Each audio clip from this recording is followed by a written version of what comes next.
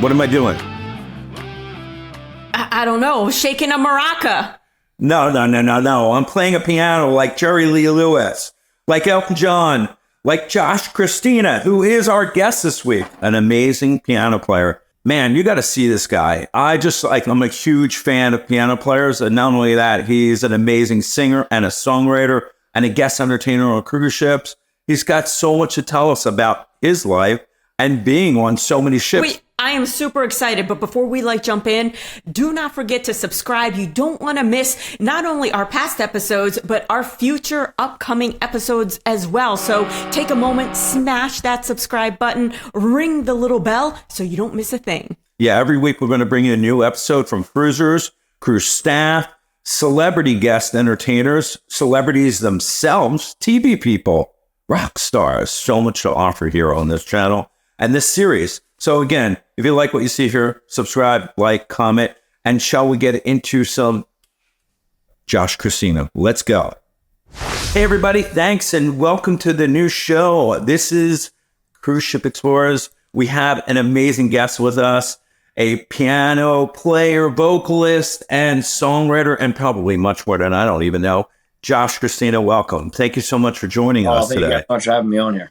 I'm looking forward to this. So, Josh, jumping right into it, you're from Maryland, right? Are you originally from Maryland? Yes, born and raised here my whole life.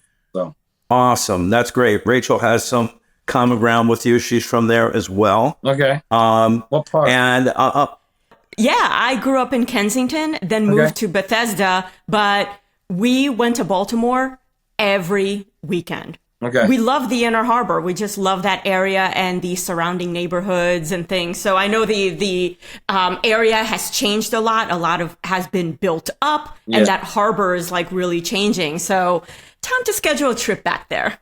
Cool. That's awesome. And I'm not sure. Don't they still launch cruises from Baltimore? They have a big place where I don't know. Is that where sometimes you'll sail out of, or just out of Baltimore? Royal Caribbean and Carnival usually goes out of Baltimore.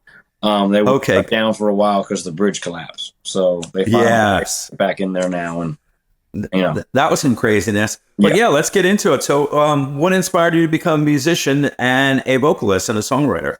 So when I was 7, I heard Elvis for the first time, and that got me into music. That got me into rock and roll, all that stuff.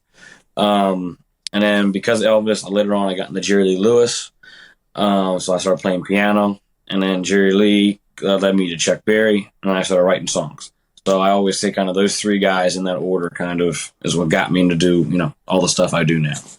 Yeah, I love it. In fact, watching a lot of your videos, you kind of you hit me with the Elvis, you hit me with the Jerry Lee, you hit me with, I have to say, I don't know, if this is cool, but a little Elton you got there going on. Elton. I got Elton way later, but Elton's incredible. I love it. Yeah. So I just love the mix of styles that you bring to the table. You're phenomenal.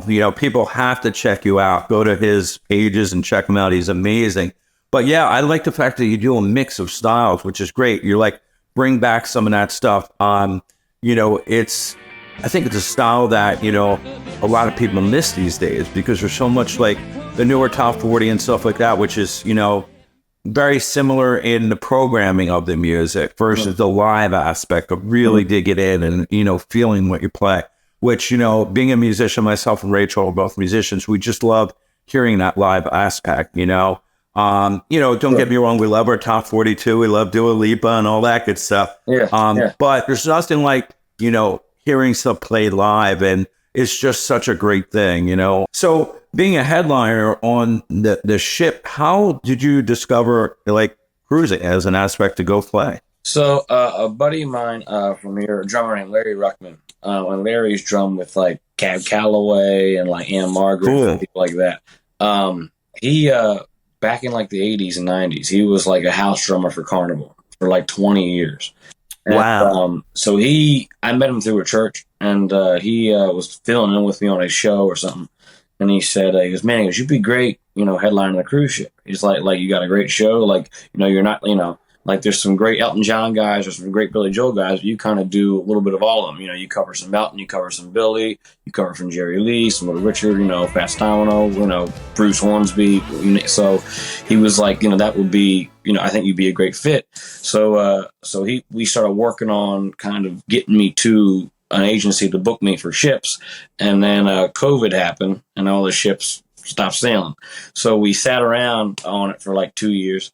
And then finally last year I got back in it, and then that led me to Blackburn International as my agent, and I started doing ships then. So nice. And going back to the Elvis thing, that was a common household name in my, like, it was the very first songs we learned to play was Elvis. My mom was all about Elvis because at the time he was just so trend setting.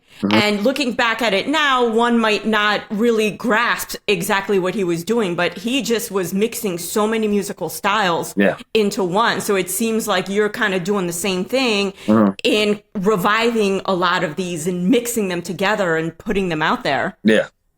Yeah, even your playing style, you know, really digging into the keys, you know, you're not just a laid back player that's just hanging out playing, you know, you really dig into it. Reminds me definitely of Jerry, you know, just how, or even like, again, I'll say Elton because Elton's a hard player. I just, I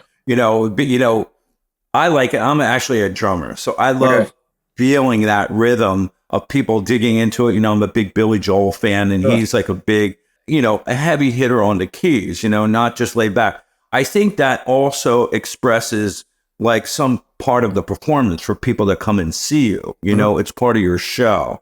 And I think that's like a real unique thing that you just don't see a lot of players, you know, bringing to the table. At least I don't get to see that. You know, maybe it's some piano bars, but it's a mix of more comedy and singing and not really digging into the keys. Yeah, I think what some of that is, so see, I'm all self-taught. So like, there's really no, you know, I took like a loose half dozen lessons. My mother was a singer in clubs in the 80s. So she knew some piano players and, you know, keyboard players that worked with her.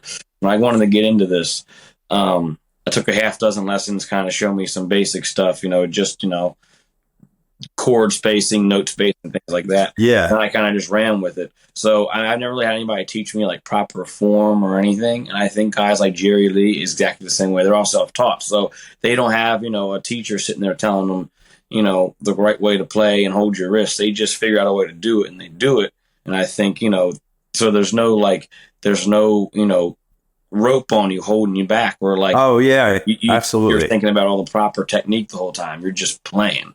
You know, playing. Yeah, no, I totally agree. I always reflect back to, I'm a big Beatles fan, so I reflect back to McCartney always saying, I don't read any music. Oh, but you wrote 5 million hits, you know? So, you know, it you know, there's no rules in the game of music. I really believe that.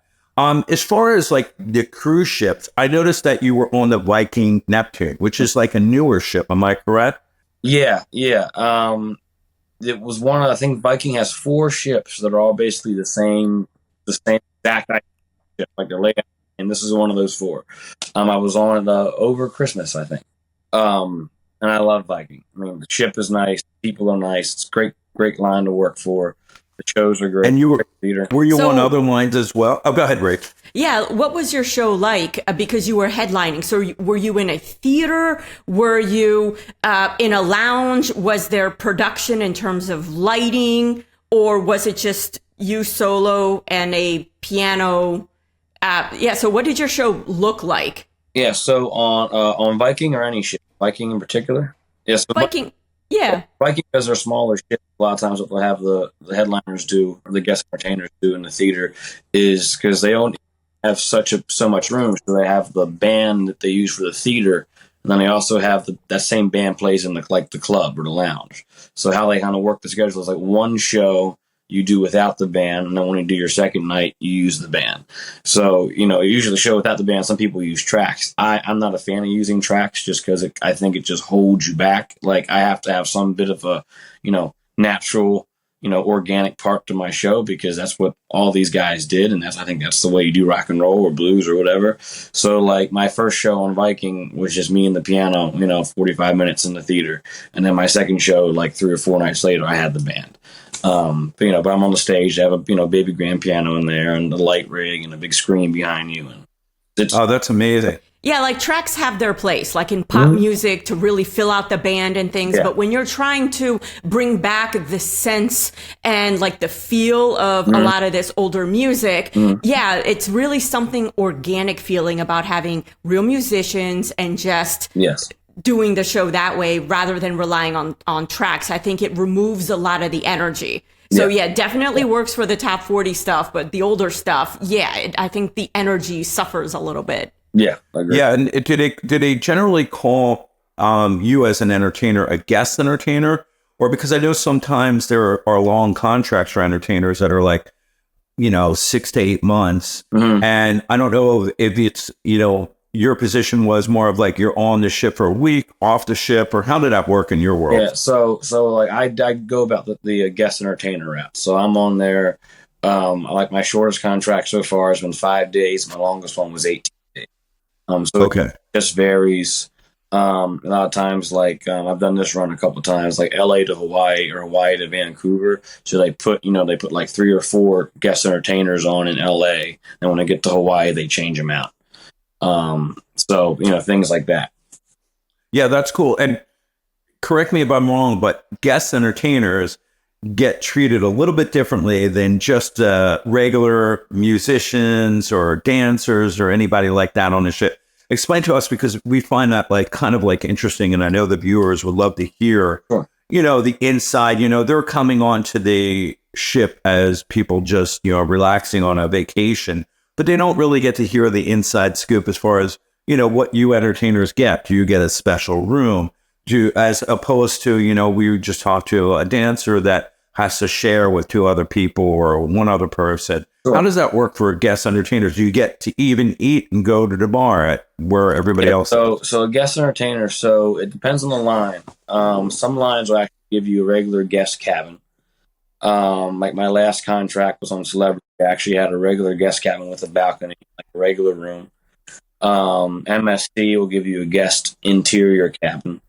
And then other ships, they either give you like an officer cabin, which is just a bigger size cabin through a crew door. So you're still in a crew area, but you're sure a window. You're not below deck. You don't have to share a room. You never. Yeah. I think sometimes, that hadn't happened to me yet, but Princess will, they'll give you an interior guest cabin if the officers' cabins are full or whatever. But you get to enjoy the ship. You get to do basically whatever a guest can do. Obviously, when you're there, they want you to have fun and do enjoy your cruise while you're technically working for them too. But sure, while working for the cruise line, you don't want to get guests that go up and get wild and have a party at the pool. You want to kind of step lightly around that just because you are an employee. So you absolutely, yeah. You don't want to get that captain in back of your building. How many drinks did you just have? Right, right, yeah. So, but no, really, I mean, it's I've gotten to see some great places. You get to go. I never have done it, but you can do the excursions if you even want. So, I mean, you get to, it literally, like as I tell people all the time when they ask me this question, the title guest entertainer is exactly what that is. You're a guest and you're also an entertainer. So you kind of get, you kind of get both worlds. So, and what made you develop like the fact to be a guest entertainer than just joining a band on a cruise ship? Like, did you just fall into that? Because I know a lot of musicians, they'll audition for either to be in the pit with the orchestra for the shows or they'll be a solo, just in a lounge. Yeah. What set you up to the exposure of being a guest entertainer?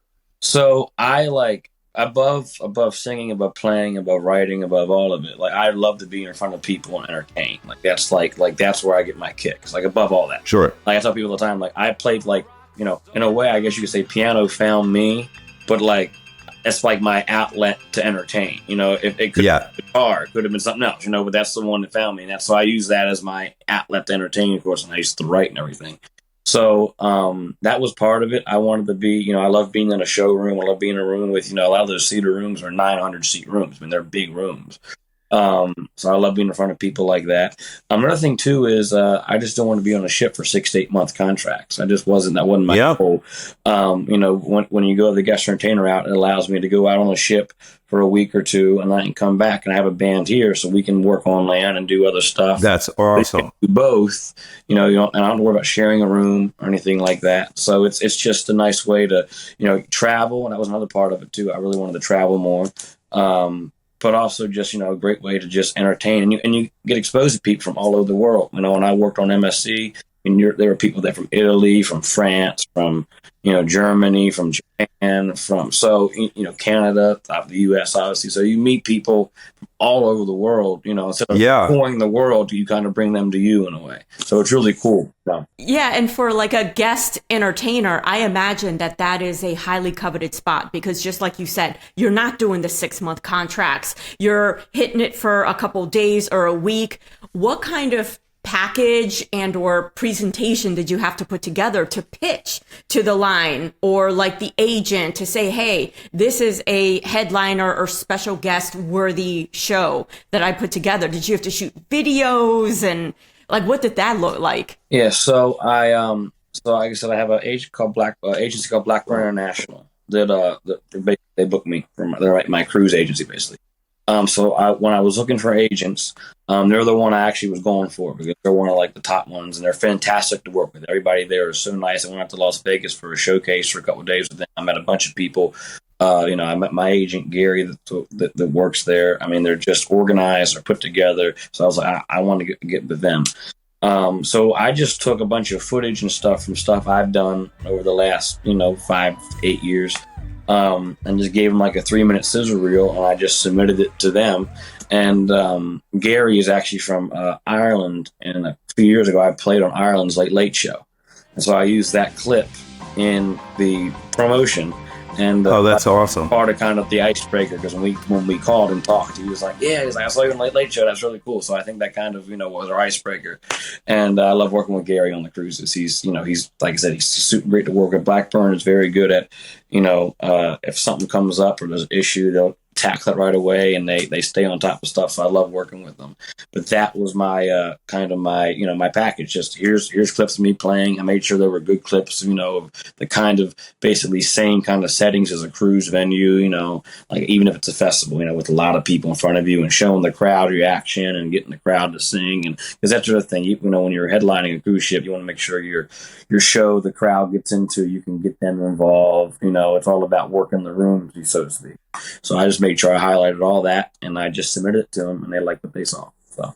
No, that's awesome. Yeah, it's funny that you say working the crowd. I was going to ask you, what you find challenges, versus working on a ship versus land, because definitely we've talked to performers, and whether it's just a fact of if they haven't performed on a ship, just getting used to the vibe of maybe a ship rocking during a performance or any of that kind of stuff. Did you find any challenges? Yeah, none of that really bothered me. The ship moving, any of that. It's funny, when I first went out, because I never had been on a cruise, so I started working on a cruise. So it was like, right. So I was like, and my first cruise contract I did was my longest one so far. It was 18 days on MSC. And so it was like, what a way to get used to it. Just get thrown into the fire. Yeah. Be on a ship 18 days. And that's your training ground, right there. And none of that bothered me. The ship moving during a show doesn't bother me. Like sometimes, like during a show, like you hear some rigging, like light rigging, kind of cracking, just moving. Yeah, kind of hear it, but that's about it. But I think besides that, it's really no different than a show on land. You might get obviously people from like other countries. If there's a language barrier, that can be just different. But I think as a musician, that doesn't quite impact me as much as say a comedian. Because if they don't totally understand maybe what I'm saying, they're going to know Benny and the Jets are Great Balls of Fire or something. Absolutely.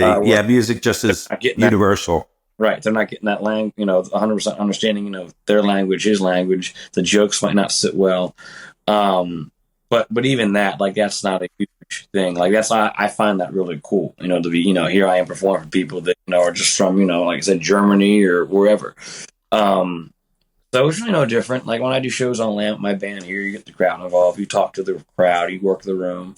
And it's the same. It's really the same, I would say. Yeah, your band members just sit behind the piano shaking it for you, Right. reminding you, hey, you're on the ship. You know, Yeah, make it feel like you know, yeah. exactly. Yeah, no, that. You're right. You do get to meet so many people, so many different. You know, you get people from everywhere. That's the thing. Even as cruisers, for us, you know, we get to talk to so many people from different places, and it's amazing because when you live in your state, you know, you're around the same people pretty much. You know, it really gives you a different exposure. Speaking of that, was there any favorite, you know, places that you went to, itineraries that you know, top the ship went to? destinations. Like if you were to recommend to somebody, go here. Like this definitely needs to be on your bucket list. Yeah, so I did a cruise from Hawaii to Vancouver. So we hit 3 hours Okay. from Hawaii. They were 3 overnights too. So it was an interesting cruise because it was like the cruise didn't really start till like 4 days, 3 days, or 4 or 5 days in, because we kept having these overnights. So it was like we never really cruised yet. Like we, you know, Honolulu, night in Honolulu, and I think we went to Kauai, night in Kauai. I went to Kona, night in Kona, and then we went to Vancouver and we were on FT for 5 days. But that was a fun cruise. I mean, I love Hawaii. I love the Hawaii Islands. Vancouver is a beautiful city, you know, and I would love to spend more time there. So I would love to go back there. But I'm also like, it's funny, like I got like a really good ship routine, like from especially like that first cruise I did. Like when I get up, like I try to go to the gym every day. I hit the pool. I see the nightly shows. So like sometimes at like port days, like I'll just stay on the boat because the pool's empty. Like no one's around you. You can just chill out. Like you're left alone. Like the gym's empty, whatever. So like I kind of enjoy, you know, some port days. So there's been some cruises where I've gotten on, I've hardly gotten off just because there's nothing that, you know, I really wanted to see, and you know I just felt like chilling on the boat. You know, I mean, I love anything in the Bahamas. As a kid, we used to go to Paradise Island here at the Atlantic. So I've docked there a couple of times. I always get off there. I love to get some good conch soup. Yeah. So yeah, so I love like the tropical places, definitely. So And have you found like any favorites? Either you just talked about the soup, but any like on board, how did you find the food? Because you were allowed to go, like you said, to pretty much anywhere on the ship, right, to eat. yeah. I mean, the buffet is always obviously, or there's a dining room, which is fine, and even the restaurants. I think sometimes they give you a discount. It just depends on the line. So I've eaten like on MSC, they had a great steakhouse. I love a good steak, so I ate there. I was on, I think it was the Enchanted Princess. They had a fantastic seafood place. It was like a 3-course meal. I went there one night. So I just find the restaurants that interest me. Almost all the ships have a sushi place. I am not a sushi person, so I kind of avoid that room. But I love a good steakhouse or a good seafood. I'm always looking out for those. And at some point, I always, you know, treat myself one night to one, if not both. Depends how long. You know. Wow, that's awesome. Yeah, I saw a fact about you, and this is, you know, nothing to do with the cruise lines, but you got to play on Jerry Lee Lewis's piano. Is that correct? Or I got to in 2018, I got to record in Memphis, Tennessee, at Sam Phillips Recording. So not Sun Records, but the other studio Sam opened up in like '59, right down the. And right. How was that? Just give us a little bit of snapshot of that, because I'm the studio head, so I need to hear about that. And you also work with John Carroll, am I correct? Yes. Mm-hmm. Yeah. So how was that? Yes. So how the whole kind of thing happened was about a year prior to the session, I was had a song. I was doing some radio stuff with it, and I wound up in Muscle Shoals, and it was a radio station owned by Sam Phillips.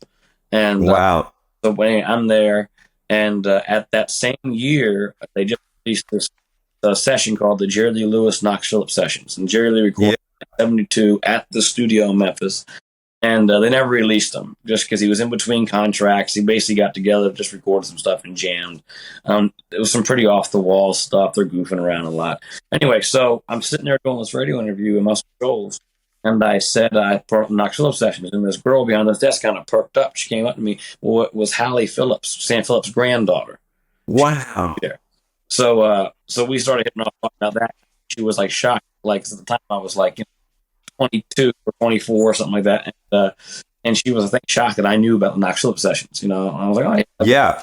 So anyway, so that following same year, I did this thing down in DC called Class of '88, and it has 3 piano players. It was me, it was Daryl Davis, who used to play for Chuck Berry, and it was John Carroll.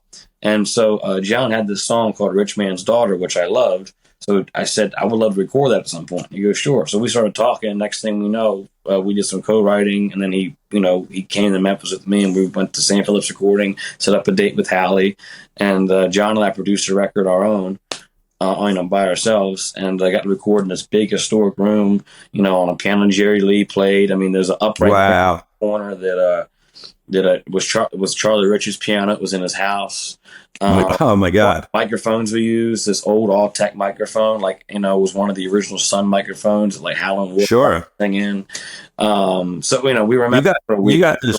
You got to work in some really cool spot. That's like that's some history there. Muscle Shoals. We watched the whole documentary and all that. Yeah, big fans about that. That era. But it's just there must be some kind of vibe in the studio when you get to record in there.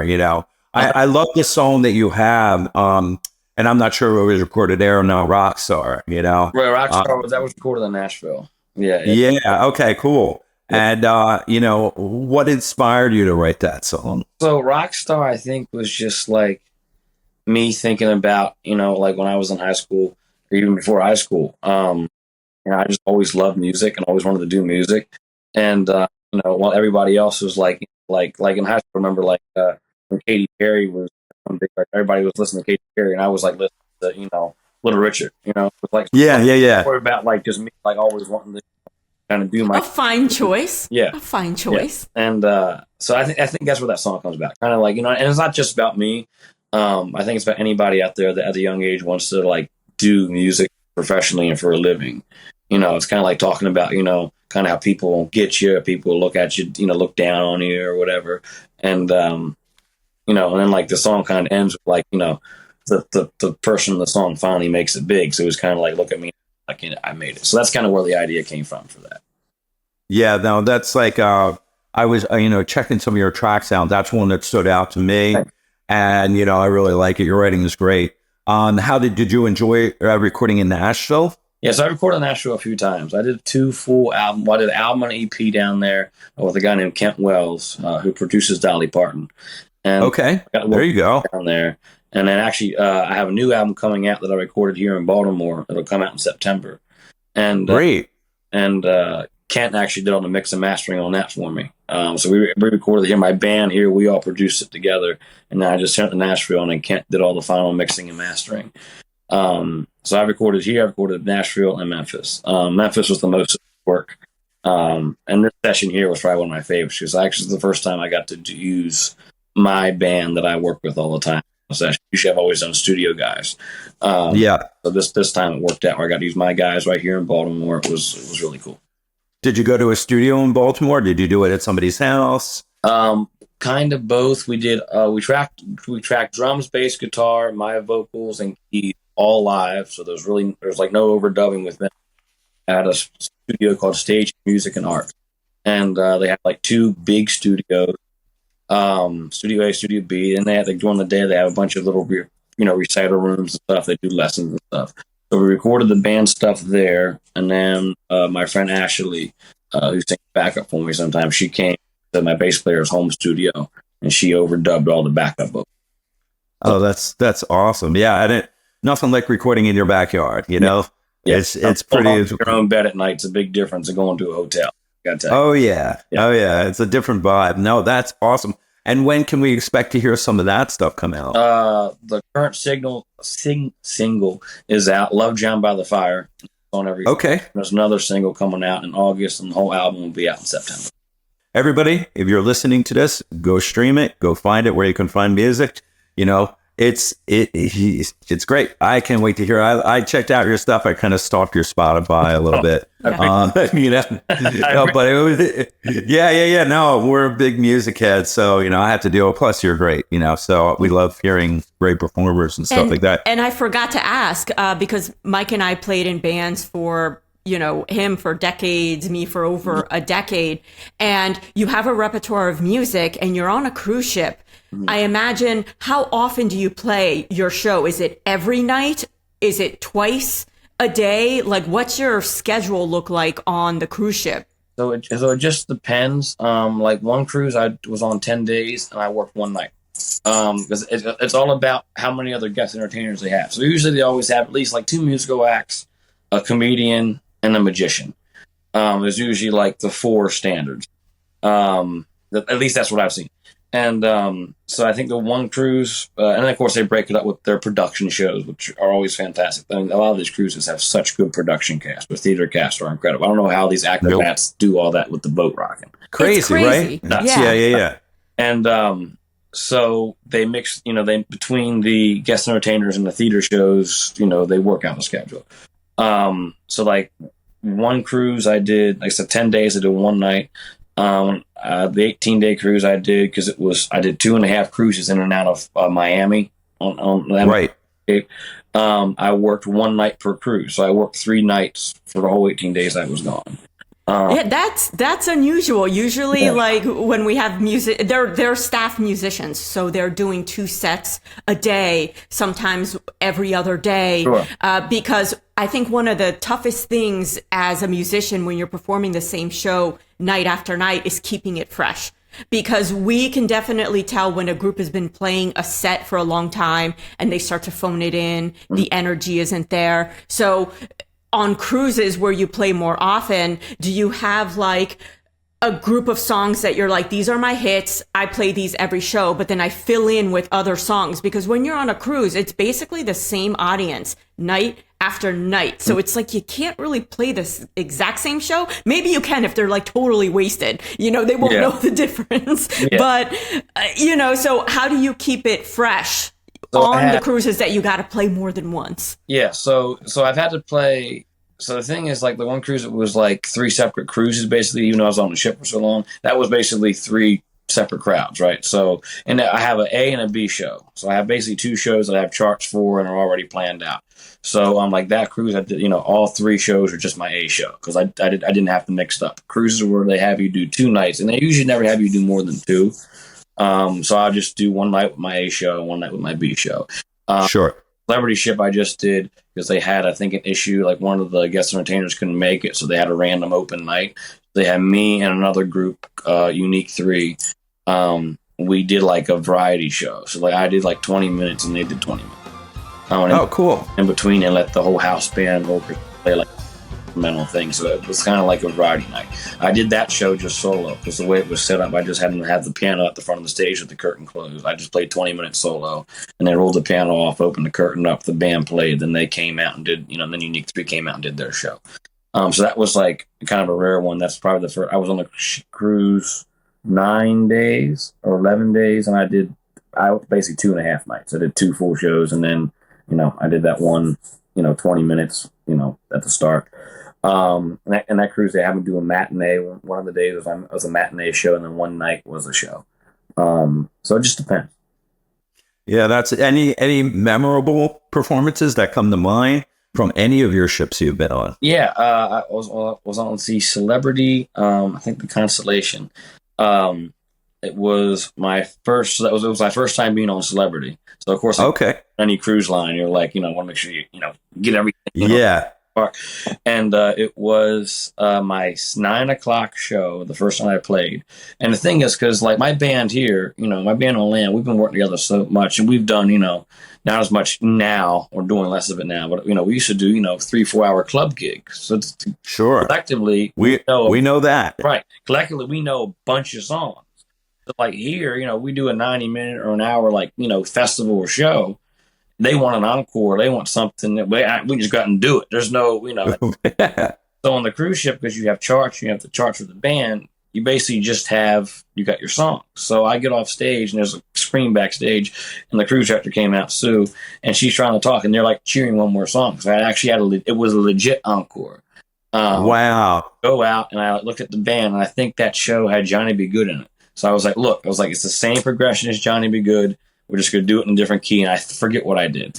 And they got through it, and the place went nuts. So it was the next day, I was talking to a couple people, and they were like, that's the most legit encore we've seen on this ship in 6 months. And I was like, how cool is that? Well, a lot of artists have an encore planned, because charts. And I was like, and they work it into the time of the show. So the show might be 40 minutes out of 45. Sure. Encore, which is cool. I just had a 45-minute show. I did my show, and I was, so it was cool to actually have a legit encore. I always tell the story. I'm like, I always feel like Marty McFly in Back to the Future. Blues and B watching for the changes and try to keep up. That's exactly Let's go. it. Right. Yeah. So that was probably one of my favorite shows I've done, just because that was a legit, like, raw, like, rock and roll. Yeah. Like, The fans demanded it Yeah. for real, not pre-planned. yeah. Yeah. So is it true, being on a cruise ship, musicians hang out with musicians, or entertainers hang out with their entertainers, or did you get to hang out with some other people? So it depends. So I know some guest entertainers who get on the ship and they're very much, they do their shows and they kind of stick to themselves. I am not that way. Like, I don't spend much time in my cabin at all. Right. I'll sleep in gladly. I'll get up and I'll get out. Like, at night, I'm always walking around. I want to see, what everybody's doing. I go see like the lounge bands, the piano bar players, the other shows, the production. That's cool. So I'm always like talking to guests, meeting guests at like my show, So, I mean, some of these ships I've met guests that literally by the end of the cruise they've been like become friends. Like, you'll wind up, hey, 5:00 tonight and masters, selling masters, whatever, sure, So that's always fun. But what I find is a lot of times the comedians and musicians are entertainers are always hanging. Yes. And I think what it is there's something about that like want to be musicians, and I think musicians want to be funnier. Right here, like, you spend all this time hanging out and talking about old war stories and things, and just chilling out. And also too, I think that because you're all doing this guest entertainer thing, you guys are all kind of in the same little almost box, so to speak. So you guys all have that in common. Now, so obviously on the cruises, I mean, you hang out with, the people in the theater bands and other, dancers on the ship. You wind up meeting them and hanging out with them, and you make friends, especially if you're on a ship for a while. I was on a great jazz band. This phenomenal singer from Brazil named Bruno Vincenzi, and he would do Sinatra and Dean Martin and all that stuff. So, and they played every night. So every night, that's where I wound up just listening to them. I hung up with the whole band, and we got to become friends. We still talk. So that's great. Depends on the on the ship and how long you're on the ship and your schedule on the ship. But I usually always wind up making friends, meeting people, hanging out. The last ship had a great magician. Not the last ship, a couple ships prior, named Greg Moreland, and we would spend some nights just sitting in one of the lounges till 2 a.m. He was showing me sleight of hand card tricks, just up close, and I was like, "How you doing that?" So those things are. You gotta love that. I mean, Yeah. And then you were showing him how to play some Elton songs or Jerry Lee songs. Right. It's no piano in my pocket. He's got the yeah, exactly. Yeah, you need one of those toy pianos, just break it out, and we're a blow up type. But that's true. I mean, even in real life, we find ourselves, gravitating towards more performers if we're in a certain, spot. But, that's one of the things we've constantly heard. And it makes sense. You hang out with the people that you're going to vibe with, Yeah. Any favorite cruise lines that you've done? It sounds like you've done quite a few. Any favorites that you were like, you know what, my next contract, I'm going to really try and push for this line? Yeah, I mean, they've all been great. They all have, obviously, they're all different. All those lines. Yeah. Things. So it's really tough to say which one is my favorite. I really enjoyed my time at MSC, but that was, I think, because it was my first one, so it kind of holds that's important. Sure. But that was also I met some great people on that. I really like working for Viking. But Celebrity has been great. I mean, my last couple cruises have been a Celebrity. I mean, I love Celebrity. Princess had some amazing crowds on Princess. So I think they all kind of come in equal. It's just different things. Yeah, no, that makes sense. All different lines anyway. That's what they want, right? That's what sets them apart. They each bring something to the table. Any contracts coming up for you that you're looking at? Viking in October. I'll be LA to Hawaii. That's nice. Yeah. So and I might Hawaii, you can't beat that. Yeah, the smaller ship. So that sometimes is nice to have the smaller, more intimate ship. The MSC ship I did, the Seascape, that was I think 3,000 or 4,000 passengers. And that was a big boat. But it didn't feel that big. That's the thing. It didn't feel as big or crowded as you think it was. So right. Yeah. Some of the ships nowadays that they're making are cities. We just saw. We haven't been on it, but the Royal Caribbean, they have the Icon, or the Utopia. They're cities, Yeah, it's huge. We've talked to a lot of entertainers. They either love it or hate it. It's that love-hate relationship where they prefer more of the smaller ships because they can get to know a lot of the people on the ship. But then, there's a little bit different variety of where you can play on some of the bigger ships. So it just depends, I think, on everybody's vibe. How about yourself personally? What do you said you got a new album coming out. Let's tell the people watching this where they can find your stuff and what they can expect to see coming out from you. Yeah, so all my stuff's on Spotify, Apple Music, YouTube Music, Amazon Music. Of course, you can find me on social media, Facebook, Instagram, at Josh Christina Official. My website, joshchristinamusic.com. I always got updates there on gigs and cruises and stuff.